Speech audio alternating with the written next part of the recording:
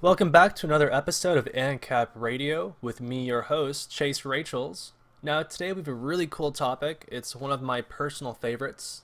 It's entitled Against Left-Libertarianism, an Anarcho-Capitalist Critique. Now, some more good news. I've also recently been invited to the Being Libertarian media team. You may be aware of their Facebook page. It has nearly 250,000 likes and followers. So that's definitely sure to help spread the message to a much wider audience. So really exciting stuff. Now, before we dive into the meat and potatoes of the critique, I want to lay some groundwork first, starting off with the scope of political philosophy.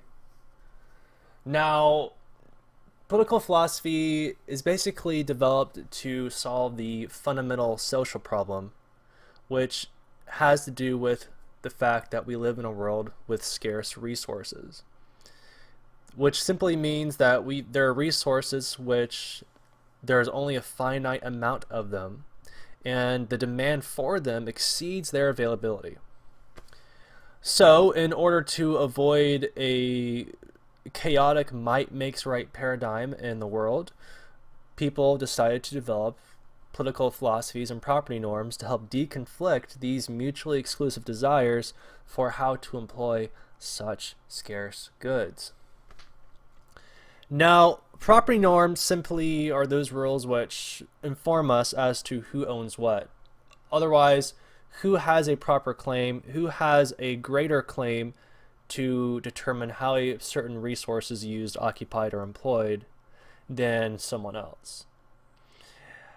Now, when we say that someone owns something or that he has a right to something, all this simply means is that he is justified in defending this owned good or property with force, or in seeking retribution via force for its violation. So if you really want to boil it down to one question, the scope of political philosophy is confined to the simple question of when is the use of force justified. It's really that simple. That's all that it's really about, is determining when is the use of force justified. Everything else falls outside of the scope of political philosophy. Now, this will be pertinent to the rest of the discussion here because it'll kind of inform you as to why left libertarians make an error when they attempt to stuff non-enforceable preferences into a political philosophy which is expressly meant to answer that one fundamental question about force. Okay?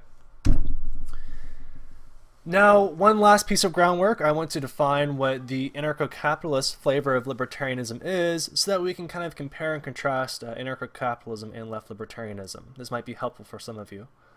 Now, anarcho-capitalism is based on the private property ethic. That's the most that's its core foundation. And what this ethic states is that any scarce good and all scarce goods are subject to private ownership, given that they are acquired via original appropriation, also known as homesteading or the first user rule, or voluntary exchange. Now, the reason why these two acquisition methods were chosen is because they are inherently conflict-free. If you're the first person to come by a good in nature that's previously unowned and you transform it in some way or you possess it in some way, you do something to it which creates a superior, objectively verifiable link between yourself and that good in question, then this is inherently a conflict-free act.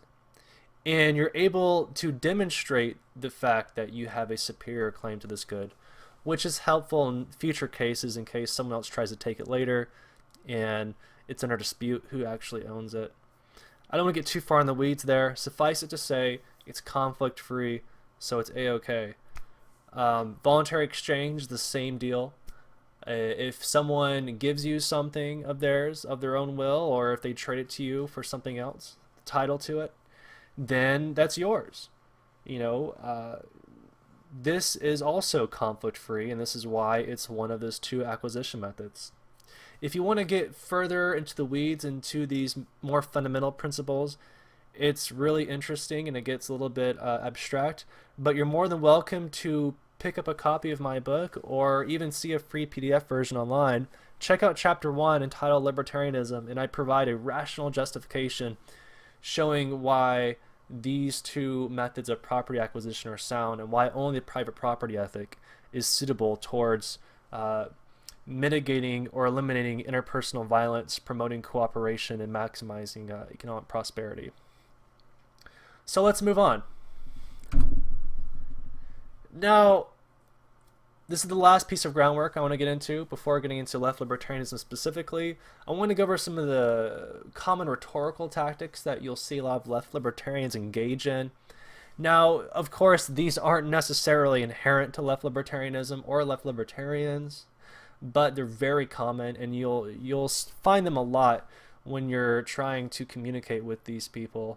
So I want to kind of prepare you for what you're about to encounter so you don't get kind of bamboozled or confused when talking with these people. One of their biggest things they like to do is equivocate.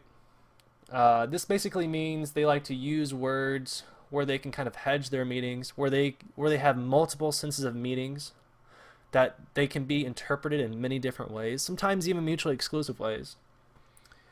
And the reason they use such language is twofold. First, it helps them avert any attempt at their critique, because if someone criticizes one interpretation that you probably were meaning, you can just claim you were using a different interpretation of the word. And the other reason is because when a word has so many different, when it's very fluid, a term is, when it's very fluid and it can be interpreted in many different ways, well, it's easier for people to kind of project their own desired interpretation upon it, which makes the philosophy more palatable to more people, more appealing, I should say. So when you hear left libertarians speak or write, they're usually writing a lot more so for the connotative effect, for the feelings that their language evokes, as opposed to the denotative or distinguishable meanings. More denotative language is probably going to be more common with very logical, rationally based people. Not to sound biased, but it's going to be a lot more common in the ANCAP community than it will be in the left libertarian community. Now, some favorites they have, equivocating terms they like to use, could include things like oppression, exploitation. Like, for instance, they might use exploitation as being interchangeable with aggression, in which case most ANCAPs can and should agree with the way they oppose exploitation, if that's what they're using it for, as a substitute for aggression. Or they can use it more broadly to include other things like wage labor and things like that. And this is where we start to deviate. That's why you need to be very careful and have these guys pin down exactly what they mean by these terms. Another one is social justice. And then there's also equality. Now again, anarcho-capitalists and libertarians, we only believe in equality in the most narrow sense, which is that everyone should be afforded the same negative private property rights. That everyone should have the NAP applying to them, as well as the principle of self-ownership.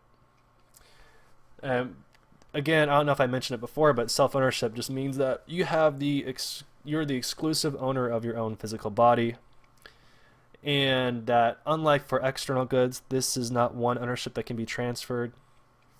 If you want to get more into the details as to why that is, check out chapter 3 of the same book I mentioned before, A Spontaneous Order and Contracts. I go into more depth as to the differences, but we'll save that for another talk. For now, let's just stick to the topic at hand. So again, look out for words like oppression, exploitation, social justice, equality, solidarity, sexual liberation, you know, anything that kind of has a obscure meaning but evokes feeling to people. And be very careful. And whenever you can, try to get these guys to concretely define their words. And what you'll find, which is what I found, is that almost every time they attempt to define them, they'll use other vague, obscure terms. And what's even more ironic and kind of comical is that you ask 10 left libertarians how to define one of these words and you'll get 15 different answers. So anyways, Another favorite of theirs is the Mott and Bailey tactic. I put on the left side hand of the picture here shows the form of this tactic. It's very similar to the equivocation thing. And I'll give an example. For instance, a person like Kevin Carson, he's a notable left libertarian figure. He's actually used this one before. He says, oh, well, capitalists want to privatize their profits but socialize their losses. So, in the case of the bailouts, he'll say, yeah, the capitalists love this. They love to socialize their cost. Okay, but you see, the issue here is that there's two different meanings of capitalist. A capitalist could either be an owner of capital, which is the interpretation he's using, but a capitalist in the context of political philosophy is someone who subscribes to the economic system of capitalism. They think that is the best system for maximizing economic prosperity. And a capitalist in this sense would be totally opposed to any socialization of profits or losses whatsoever, because socialization of anything always entails some degree of private property violations, at least when the state is doing it, which in the case that Kevin Carson critiques, it most certainly is. So you can look at the form that Mott and Bailey tactics take themselves on the left here. The Mott is the more defensible position. The Bailey is the one that's more controversial and harder to defend. So again, like if you called Kevin Carson out in the capitalist example, he'd say, no, I mean like a capitalist as in somebody who's like a Warren Buffett or a George Soros, like a capitalist. Like, okay, guy, yeah, we know you didn't really mean it like that, but, you know, so be it. They'll never admit to that. Anyways, moving on. Another favorite of theirs is the appeal to tradition. Like, for instance, the reason they call themselves left, they'll say to people who are more of the capitalist bent, who are more into the contemporary libertarianism that's from America, one that's more pro-capitalist, pro-private property, etc. They'll say, well, hey, Friedrich Bastiat, he sat on the left side of the French legislature in the 1800s, and this is where the left comes from. And again, first of all, that doesn't mean that calling yourselves left today is good, because left has a new meaning today than it did in the French legislature back in 1800s. Because if people like capitalists like Bastiat sat on the left, then that means it's something a little different than it is today when the left is explicitly very hostile towards capitalism, right? And finally, the idea is that they'll say this, but in reality, they're very anti-capitalist, and they're very much more friendly towards socialist type of ideas. And these are traditionally left things. And when they say they're left libertarians, they might tell you as a free market person that, hey, Bastiat, but in reality, they're just trying to appeal to other contemporary lefties who are socialists and social justice warriors and the such. And again, finally, there's strawmans. And I'll give some more examples of these as I go on. I just want to kind of fill you in on different rhetorical tactics. Now, what is left libertarianism? Well, as you know, as we just talked about, these guys like to use a lot of equivocating language. So it's really hard to pin down concretely exactly what left libertarianism is, but I'll tell you guys some very common positions that these people take. Now, they ultimately, or at least almost all of them, they want to push forward additional extra social commitments beyond private property and the NAP. These can include an opposition to racism, sexism, transphobia, homophobia, Islamophobia, all the phobias you could freaking think of. It can include opposition to hierarchies in general or hierarchical workplaces, such as like corporations, things like that. It could include an opposition to landlord-leasee relationships. They might be against rent if they're more mutualist leaning. They could be against interest-bearing loans. Basically, the biggest thing when it comes to left libertarianism, the biggest difference is they're really focusing on egalitarianism as a virtue in itself, right? And there are two issues with this. One if they're a more, I would say, virtuous left libertarian, they might say, well, yes, we're opposed to all these cultural behaviors that we think that are bad for society. They might be nonviolent, but we still oppose them. However, we're not willing to enforce them with violence. We don't think that they can rightfully be enforced with violence, even though we're opposed to them. Now, that's better than saying they can be enforced with violence, but that would mean that such preferences or positions would have to fall outside the scope of their political philosophy. They wouldn't belong under the purview of libertarianism. Now, the other issue is that if they do elevate some of these different ideas to the status of rights, like let's say they think people have a right not to be discriminated against based off of their race or sex, well, then you can be led to a conflict of rights. And rights are supposed to be inviolable at all places and all times. If two rights have the capacity to be mutually exclusive with one another, then you can tell right off the bat that one of them doesn't belong. All right. Now, this kind of segues into ThickISM. As I was saying before, ThickISM is the idea that libertarianism should include things beyond private property and NAP. Now, I believe Charles Johnson was the person who kind of came up with this idea, and he said there's 3 different types of thickness. First, there's strategic thickness, which is simply saying that if a certain type of behavior helps bring about a libertarian society, then we should support it. So like if being, let's say, not a bigot, like not someone who's racist, being someone who's nice or empathetic, being someone who doesn't judge people simply based off their gender or sexual orientation, whatever, if that's helpful towards, promoting the libertarian message, then that should be part of libertarianism. Then there's also ThickISM from grounds, which is like if you oppose, if you oppose aggression, yes, and if you oppose aggression and if you support private property rights, if you support anything else on the same grounds that you support those things, that should also be part of libertarianism. So he might say, the reason why I support the NAP is because I oppose oppression. But there are many other things that are also oppressive. So because of that, all things which are oppressive should be also under the umbrella of libertarianism. That's the idea, at least.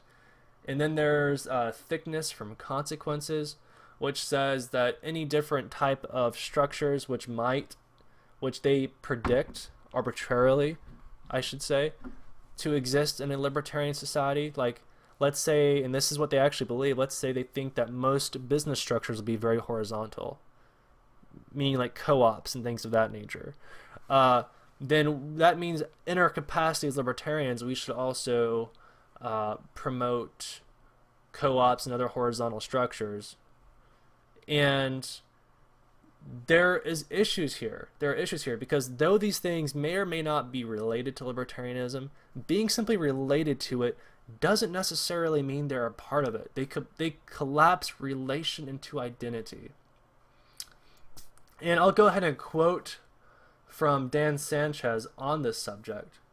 He says that, quote, "Hardly anybody has ever denied that certain things favor libertarianism, may result from libertarianism, and may share supporting grounds with libertarianism. In fact, recognition of such things has been so prevalent amongst libertarianism that a favorite tactic of thick proponents is to point out such recognitions by their critics and fallaciously proclaim their hypocrisy.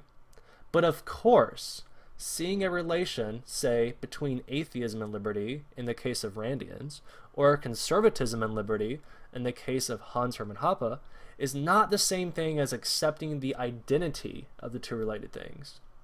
And subsuming such related things into the definition of libertarianism is not necessary for recognizing such relations." And he goes on later to say, "Any concept can be thickened by blurring its boundaries and merging relations into identity with the concept. but the function of terms is to sharpen distinctions, not to blur them. A language with fewer distinctions is less, not more useful for theorizing and communicating. Blurring distinctions opens the door to sophistry, and sophistry opens the door to the state." End quote. Now here I want to get into more specifically the positions which are explicitly anti-libertarian and anti-ANCAP. So some of the thicker positions we talked about earlier, like oppositions to racism, sexism, and the like, those things we'll say aren't actually components of libertarianism. However, they are definitely compatible with it. There's nothing logically incompatible with being a libertarian who also, in addition to being libertarian, is against racism, let's say. But the things we're going to talk about now are things which are actually logically incompatible with the core foundation of anarcho-capitalism and libertarianism, which is the private property ethic. All right. So the first one is occupancy and use norms.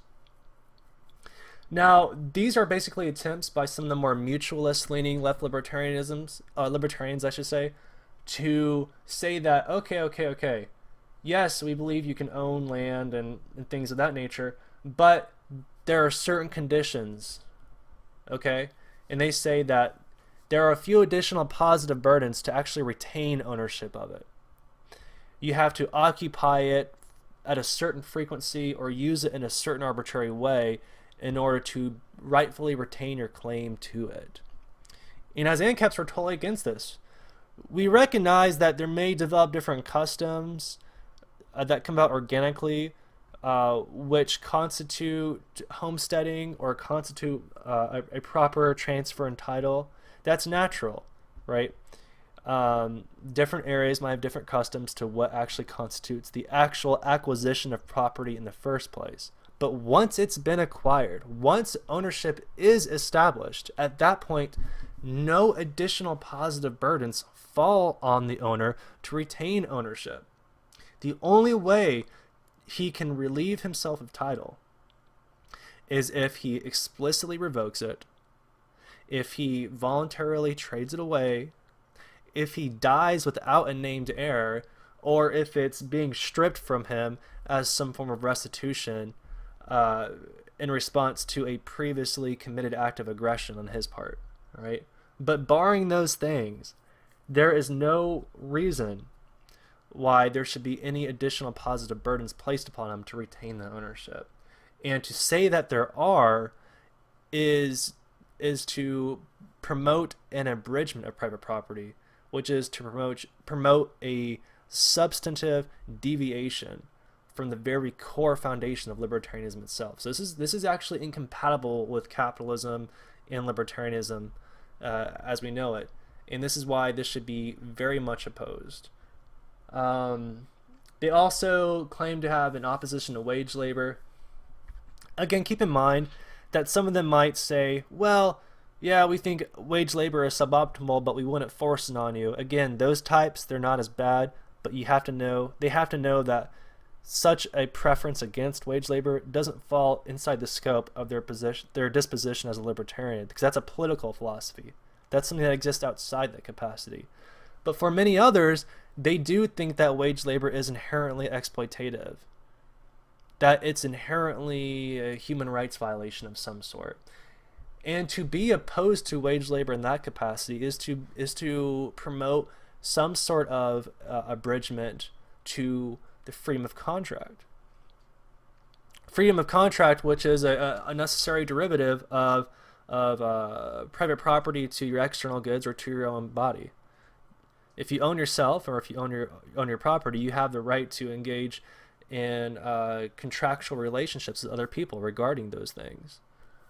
With your body, of course, when it comes to labor, you can quit whenever you want.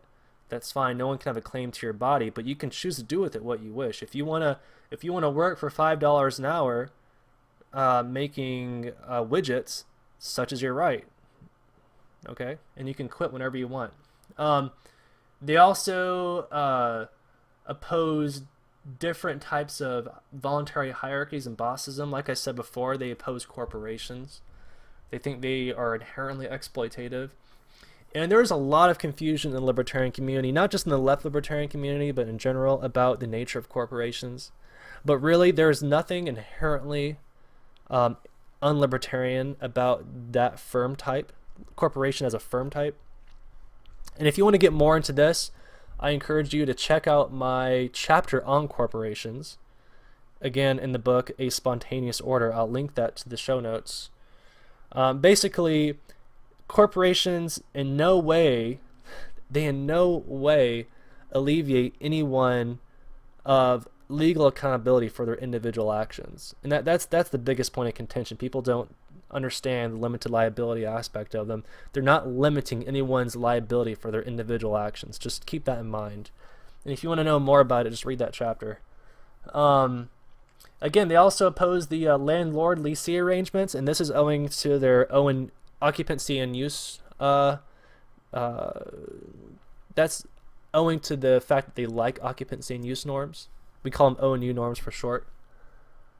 They say basically, well, if the owner's not using it and the other guy's living in it, well, because he's the one using it, the renter's the one using it, it should be effectively his. And by doing this, they're effectively collapsing possession into ownership for want of a distinction. And these things are distinct because if someone steals your car, well, the thief now possesses your car, but just because he possesses it doesn't mean he's the rightful owner. So we know there's a difference between ownership and possession. We know there's a distinction there. And again, ownership is the exclusive right to use something. It's not necessarily actual use. It's the right to use, the right to occupy, the exclusive right to employ. And they also may have an opposition to interest-bearing loans. Again, this is an infringement to freedom of contract, which is ultimately an infringement of people's range of actions, what they can do with their private property. So it's a private property infringement too, which again is the core of libertarianism. So these are very anti-libertarian ANCAP positions. This is the stuff they throw upon you after they've sucked you in with their equivocating bullshit up front about how they're just free market guys too. They just have bleeding hearts for other things. No, ultimately it comes down to this agenda, which is to kind of stuff and smuggle in some more socialistic bullshit into the under the libertarian umbrella. And as people who value private property, who value individual liberty and free markets, we need to be keenly aware of this, unless we fall prey to this sort of sophistry. Okay, finally, these guys are explicitly anti-capitalist. And when it comes to this topic, this is where most of the equivocation and Mott and Bailey tactics come into play. What they'll do is they'll criticize capitalism in order to appeal to other lefty friends, other lefty socialists, left-leaning types. But then if you're like a person who likes private property and capitalism and you kind of call them out on this, they'll kind of backpedal with the whole Mott and Bailey thing, and they'll say, oh, well, we're opposed to currently existing capitalism. But when you dig deeper, 95% of the actual specific complaints they have, of the actual attributes they're complaining about of quote-unquote existing capitalism, the elements they're critiquing are socialist elements. They are almost always statist interventions. For instance, they'll complain about existing capitalism by talking against IP laws. Well, IP laws limit the range that people can do with their own scarce goods. To try to assert property rights over non-scarce items is a folly, because it ultimately, in order to be enforced, requires the infringement of legitimate property rights over scarce goods. So this is something that's a deviation from capitalism. They'll talk about regulatory capture. Again, regulatory capture is a function that cannot exist without the state. And insofar as the state exists and provides any regulatory functions whatsoever, this is a departure from capitalism, right? And then, again, like I said earlier, the socializing cost thing. Socializing anything, cost or profits or whatever, it's socialist, okay? Which is the antithesis of capitalism, because it always involves an abridgment of private property rights. So again, these guys As much as they hate binaries when it comes to gender, they can't seem to get out of the binary perspective when it comes to economies. They're almost never binary. All economies fall on a spectrum between socialism and capitalism, with communism being the endpoint on the socialist side and anarcho-capitalism being the endpoint on the capitalist side. And just because our economy at this point in America may fall closer to the capitalist end of the spectrum than the socialist end of the spectrum, it does not follow from that every element of our economy is therefore capitalist. No, if every element were capitalist, we'd be on the anarcho-capitalist endpoint. Alright, now there are three different types of reasons they oppose capitalism. The strategic reasons, and they'll say, well, capitalism has a lot of baggage. It's got a pretty bad stigma, so we don't like to use it because we want to scare people off. Yet the irony is that these people are explicitly anarchist, leftist, and socialist a lot of times, or mutualist. Like, they're okay with the term socialism. They're very friendly. But in fact, like Sheldon Richman, for instance, he likes to think of himself as a free market socialist. And terms like socialist and leftist and anarchist, they have at least just as much stigma and baggage as capitalism. So you can tell that's kind of a disingenuous reason that they're putting out there to be opposed to its use. As far as semantic is concerned, we've kind of already gone over that with the existing capitalism bullshit excuse. And of course, when you get behind all their bullshit reasons being pastic, which is the strategic semantic reasons, you get down to, there's actually do exist substantive disagreements with capitalism as it's properly defined. Again, remember, capitalism is just referring to that environment to where there is a systematic or institutional respect for private property over the means of production. That's all it is. That's all it is. That's all it is. So when they talk about O&U norms, opposition to wage labor, opposition to voluntary hierarchies like corporations and such, opposition to renting, opposition to interest-bearing loans, etc., these are all actually substantive oppositions to capitalism. They're not just the same as you are with some semantic differences. There's some real differences here that you need to be aware of with these people. There's a reason why their slogan is free market anti-capitalism. They're really trying to pervert the language here. They're trying to employ a lot of sophistry to smuggle in these socialist ideas. And we need to be very wary of this. Now, in conclusion, there are a lot of things that we hold in common. We're all anti-war. We all want to see the state go away. This is good. But we need to be keenly aware of our differences. And we need to understand when they hold these ideas, which are explicitly logically incompatible with the core foundation of libertarianism as we know it, at least as anarcho-capitalists, we need to know that this is not infighting. They are not in to begin with. They're in a separate category altogether. So when they call themselves left-libertarians, this is really a misnomer. Okay? So just be aware of that. It's okay to fight for common causes together and to have empathy for one another. This isn't necessarily an attack on left libertarians, but I do want to reveal the true nature of left libertarianism as a philosophy, a political philosophy. Okay guys, I really hope you enjoyed this presentation as much as I liked making it. If you want to see more videos like this, please subscribe to my YouTube channel. It's youtube.com/AnCapChase. If you want to help me increase the production value of my videos, or just help me out personally, you can always donate to me at tinyurl.com/donate_AnCapChase. Or you can make an Amazon purchase of my book, A Spontaneous Order, if you kind of want to get more into the weeds of some of the various things I touched upon today. Alright guys, thanks again for stopping by, and I hope you have a pleasant rest of the day.